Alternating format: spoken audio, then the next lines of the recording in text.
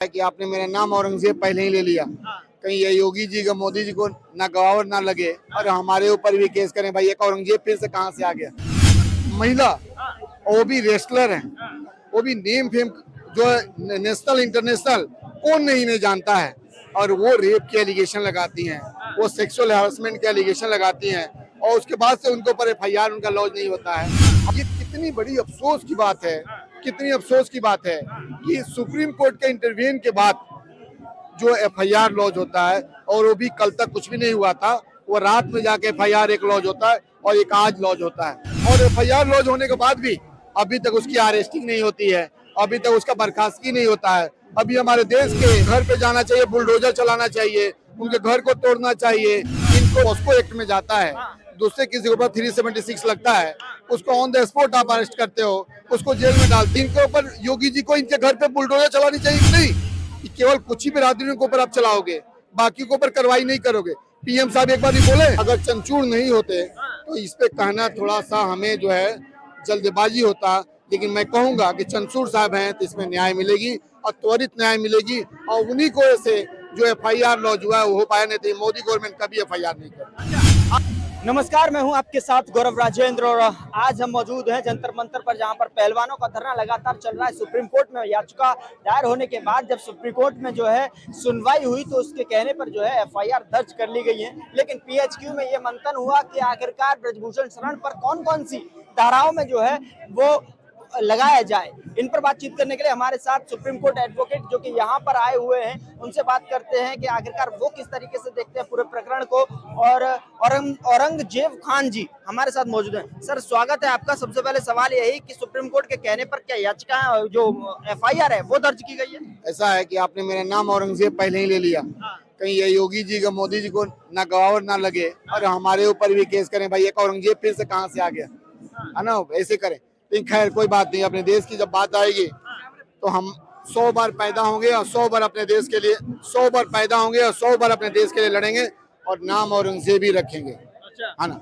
अब बात आपने पूछा कि ये देश के लिए कितनी अफसोसजनक बात है कि एक महिला, वो भी रेसलर है, वो भी नेम फेम जो है नेशनल इंटरनेशनल, कौन नहीं जानता है।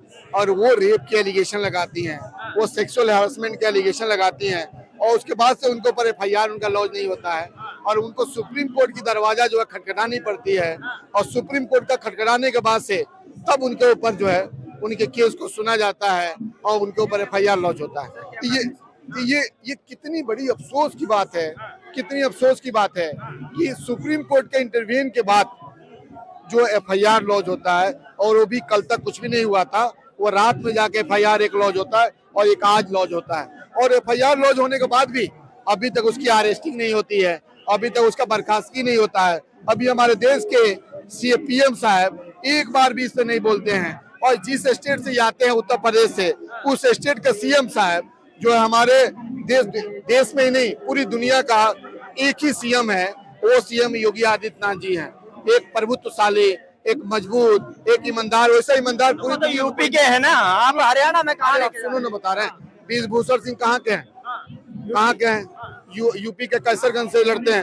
अब वहाँ के सीएम को भी तो बोलना चाहिए ना, लेकिन वो सीएम को बोलना चाहिए जो एफआईआर इनके ऊपर लॉन्च हुआ है उनके घर पे जाना चाहिए, बुलडोजर चलाना चाहिए, उनके घर को तोड़ना चाहिए, इनको भी कस्टडी में लेनी चाहिए। कस्टडी में लेने के बाद से बाकी जो ब्राह्मणों के साथ, बाकी जो यादवों के साथ, बाकी जो मुसलमानों के साथ जो किया जा रहा है, इनके साथ भी करनी चाहिए।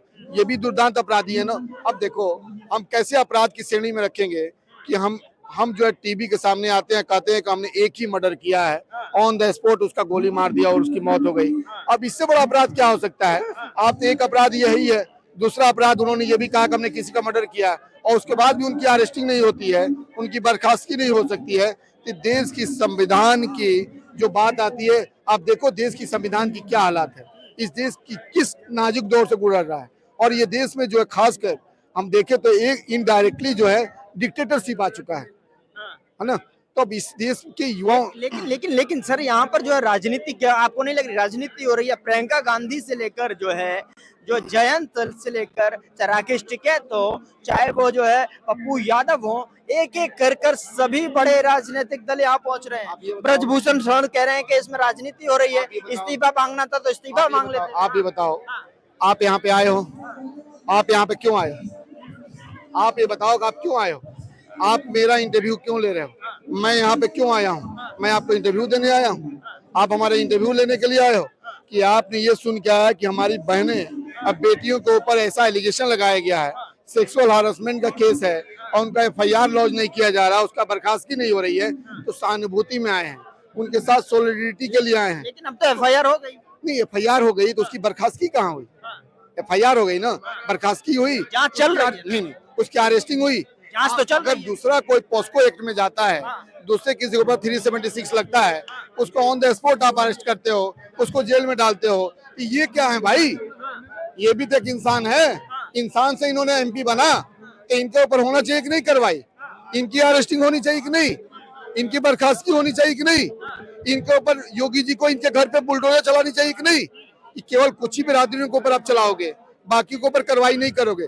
पीएम साहब एक बार भी बोले, पीएम साहब आपके भी पीएम है ना, हमारे भी पीएम है, कि केवल बजरंग दल के पीएम है कि वो आरएसएस के पीएम है, हिंदू युवा वाहिनी के पीएम है, हम पूरे देश के पीएम है, तो उनको तो इस पे कुछ करनी चाहिए, बोलनी चाहिए। और जहां तक बात आती है, आप बोले प्रियंका जी क्यों आ गई, पप्पू यादव क्यों आ गए, बाकी लोग नहीं ये बोल रहे हैं, बाकी लोग क्यों आ गए?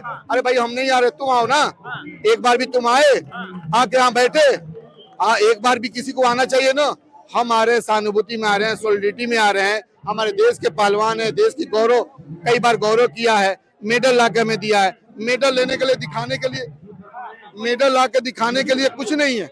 लेकिन आप जब मेडल दिखाने के समय, आप जो मेडल दिखाने के समय आप तो सबसे पहले थे, लेकिन आज इनके ऊपर रेप होता है, एलिगेशन के जब ये लगा रही है और 3 महीने से दूसरी बार बैठी हैं, तो इसके लिए आपके पास कोई कुछ नहीं है। क्यों नहीं है भाई? मोदी जी लेकिन सुप्रीम कोर्ट में आप बैठते हैं, सुप्रीम कोर्ट वकील है, तो आपको पता है क्योंकि सुप्रीम कोर्ट की दहलीज पर यह मामला पहुंच चुका है, क्या आपको भी लगता है कि सीजीआई की तरफ से न्याय मिलेगा, इंसाफ होगा?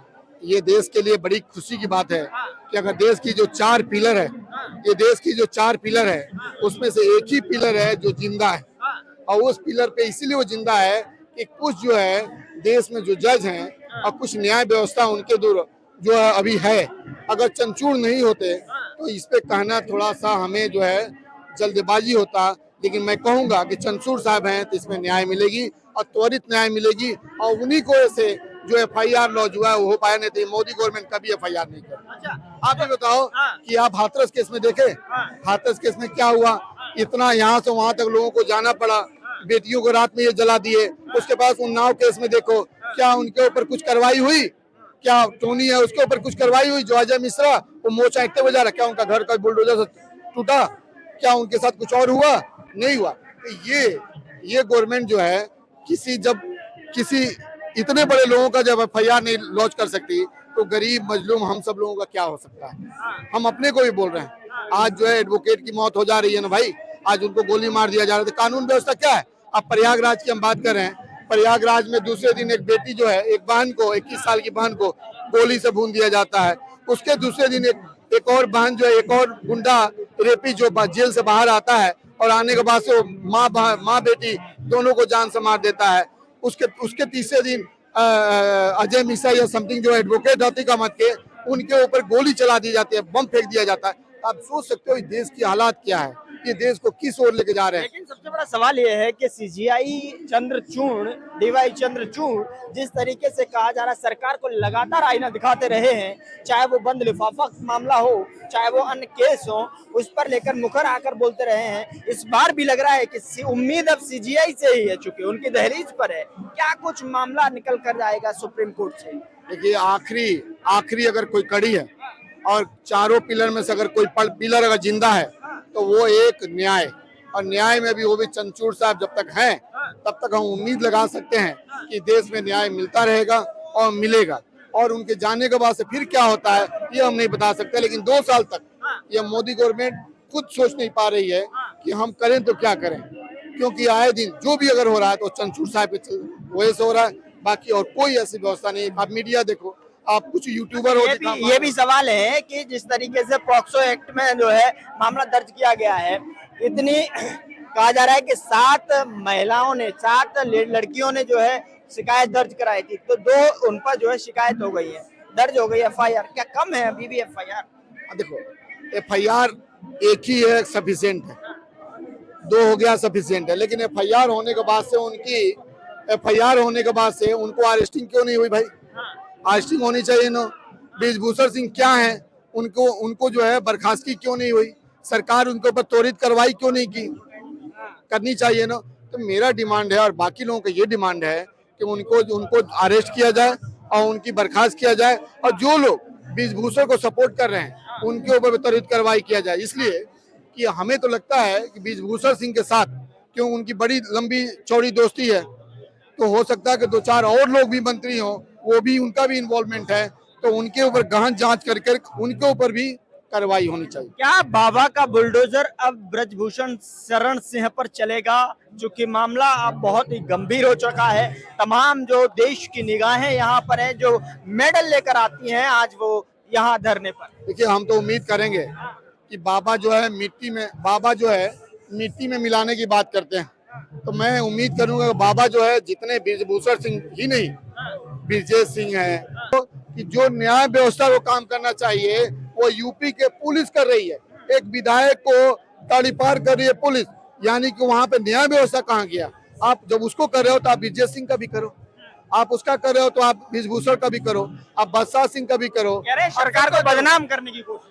किसको सरकार बदनाम कर? ये बदनाम हो रहा है, यानी कि हमारी बेटी बहनों के साथ अगर कुछ होता है, अगर उसमें हम रेप का उसमें एलिगेशन हम लगाते हैं और उसका हम डिमांड करते हैं FIR करो, तो हम बदनाम कर रहे हैं। अगर प्रियंका जी आ रही है, सहानुभूति दे रही है, साथ में खड़ी हो रही है, तो बदनाम कर रही है। तो मोदी जी से हम कहते हैं कि हम नहीं जाएं, मेरा कर्तव्य है कि हम एक नागरिक होने को हम इनके सपोर्ट में आए, लेकिन मोदी जी आपसे कह रहे हैं कि आप आए और एक बार बोले कि आप जो उठ जाओ, उन्हें हम बर्खास्त करते हैं, उनको हम जेल में डालते हैं, और योगी जी बोले कि वो हमारे प्रदेश के हैं, हम उनका घर तोड़ते हैं और आप सभी उठ जाओ, हम अभी उठ जाएंगे, तो कार्रवाई तो हो। तो आगामी आखिरी सवाल मेरा है, आगामी जो है जो FIR दर्ज होने के बाद में कौन कौन सी जो है अब जो है सुप्रीम कोर्ट में सुनवाई के दौरान क्या कुछ देखने को मिल सकता है? क्या न्याय मिलेगा? देखिए, न्याय नहीं मिलता तो इनके ऊपर FIR होता। आप जो है जब तक चंचूड़ हैं, मैं चंचूड़ साहब को सलाम करता हूं कि जब तक चंचूड़ साहब हैं न्याय मिलेगा और त्वरित न्याय होगा। और आप देखो, सबसे बड़ी बात है पुलवामा, आप देखो सतपाल मलिक का है, सतपाल मलिक उधर इनके ऊपर ओपन करना स्टार्ट करते हैं और ये लगातार भटकाने के लिए अतीक अहमद का मर्डर कराते हैं, उसके बाद से कुछ और काम करते हैं। तो जनता अब समझ भटकाने की कोशिश कर, लेकिन जनता अब समझ चुकी है, इनके ऊपर FIR हुआ है, इनको जब तक अरेस्टिंग नहीं होगी तब तक इसी तरह धरना होगा। और हम सब एडवोकेट जो है और भी समूह में आएंगे और इसमें सपोर्ट करेंगे जब तक इनकी अरेस्टिंग नहीं होती और जब तक इनका बर्खास्तगी नहीं होता है। और साथ साथ इनके घर पे भी मैं कहूंगा योगी जी को कि वाकई में आप मिट्टी में मिलाना चाहते हो और दिखाना चाहते हो आप सबका CM हो, तो आप बुलडोजर चलाओ, बाबा बुलडोजर चलाओ, इन्हें भी मिट्टी मिलाओ, नहीं तो ये प्रदेश की क्या हालत है, देश और विदेश में क्या हमारी बदनामी हो रही है। भैया बचाओ हमें।